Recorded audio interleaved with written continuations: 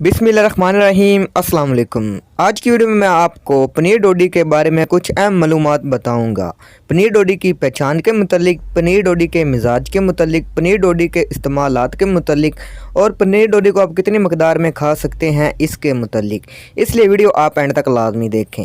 Video शुरू करने से पहले हमारे चैनल को सब्सक्राइब करें और साथ ही बेल आइकॉन को दबा दें ताकि हमारी नई आने वाली वीडियो का नोटिफिकेशन आपको मिल सके। पनीर डोडी की पहचान। तुखम हयात झाड़ी के बीज हैं जो असगंध की तरह होते हैं। इन पर रस भरी की तरह सफ़ेद गुलाफ होते, अंदर बारीक लेसदार बीज एक दूसरे से चिपके होते हैं और इनको पनीर डोडी कहते हैं। पनीर डोडी का मिजाज। अगर हम पनीर डोडी के मिजाज की बात करें तो पनीर डोडी का मिजाज गर्म खुश्क दर्जा दोम होता है।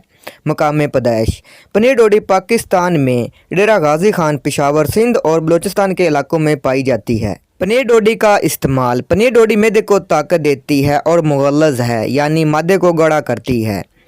ये छोटे बच्चे को खांसी में दी जाती है और बदहज़मी के लिए लाजवाब है। 4 दाने पोटली में बांधकर आधा सेर ठंडे दूध में भिगो दें। इनको पानी या दूध में रगड़कर दूध में डाल दें तो आधा घंटे के बाद आला किस्म का दही तैयार हो जाएगा।